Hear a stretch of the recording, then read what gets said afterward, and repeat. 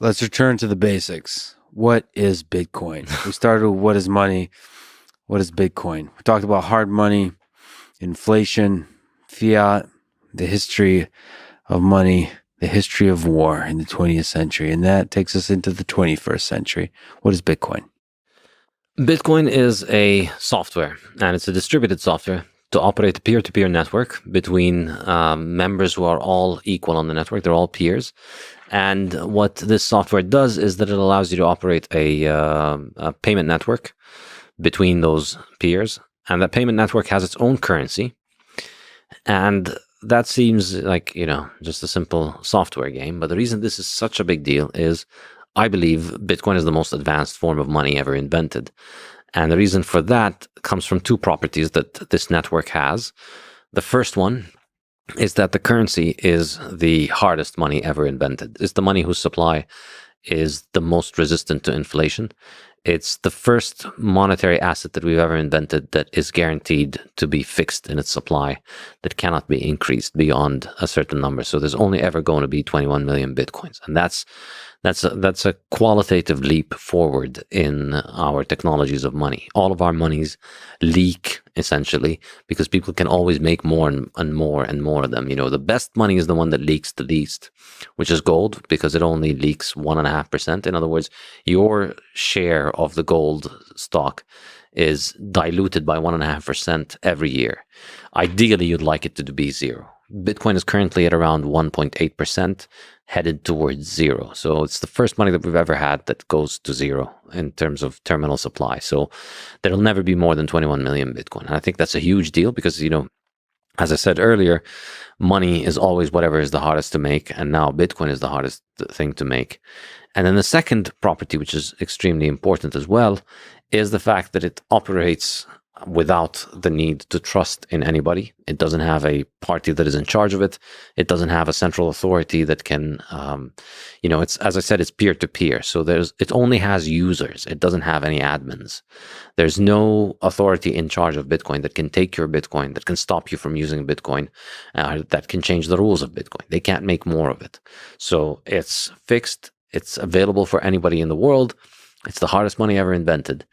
And it is absolutely, I think, an enormously significant invention because if you read the Fiat Standard and the Bitcoin Standard as well, you'll see my perspective for why I think a very large number of problems in the world are caused by easy money, are caused by inflation, and caused by government having access to essentially an infinite recourse to people's wealth. And I think Bitcoin fixes this because it allows us to have money that has the salability of gold across time, meaning it holds its value across time like gold, but much better than gold. But also it is similar to fiat in that fiat can travel quickly, but Bitcoin can travel even faster than fiat. So it combines gold's salability across time with fiat's salability across space in one immutable package that nobody can change and nobody can control. Can you define the word salability? Salability is the essential property of money. It's the ability of a good to be sold easily on the market, specifically to be sold without much loss in its value. So houses are great for living in, but they're not very saleable. If you want to sell a house, you can't just click a button and sell a house and have a giant market of people buying houses from you. You need to find somebody who wants the exact house that you have with the exact specifications that you have. And because, houses are not identical, there's no liquid giant market for people to just buy and sell identical houses from. So gold, for instance, has good salability as money because it's a liquid good, it's uniform, and people are always buying it. Fiat dollars have great sellability because everybody's always buying and exchanging dollars for other goods. So if you have $100 bill, you can easily get rid of it and you'll get $100 worth of stuff for it. If you have $100 worth of stuff, it's harder to get rid of it. If you have $100 worth of phone, it's not as easy to spend it as a $100 bill. That's salability. What do you mean that Bitcoin, I understand that Bitcoin has the sellability of gold across time, Better, even, yeah. Better, yes, like on the order or whatever. And then it has the scalability of fiat across space. What does that mean?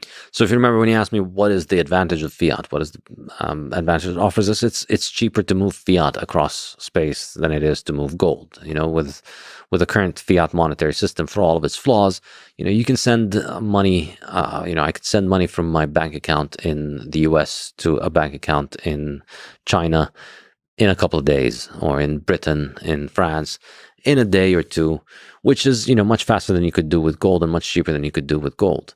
But in reality, with fiat, the reason Bitcoin improves on that is that with Bitcoin, you're actually you're sending final settlement in a couple of hours. So you send the Bitcoin transaction, you get 6 confirmations in an hour. You get about 12 confirmations in 2 hours on average. With 12 confirmations, you're pretty definitely clearly safe on this. So within a couple of hours, you could send $1 billion across the ocean and have final settlement on them. It's not just that you've sent a credit obligation that's going to need weeks and months to settle, which is the case with fiat. So it is faster than fiat, effectively. So it's harder than gold and faster than fiat. That's a good way of putting it.